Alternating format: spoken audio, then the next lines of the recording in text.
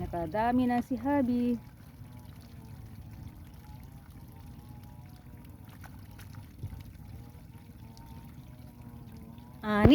Anim na tanim sa line mo. Ayan oh. Pinokos ko.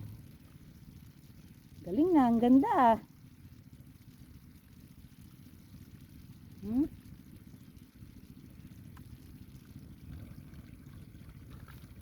Yung challenge na ako dapat mag-ano tong dalawang silong.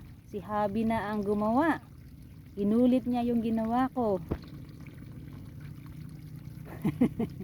Ang ganda nga naman yung ano niya oh. Tumatayo sa akin hindi eh. Nalulunod sa lumalabas yung tanim ko. Malalim yung tubig sa kanya, hindi oh, tumatayo pa rin oh. Oh.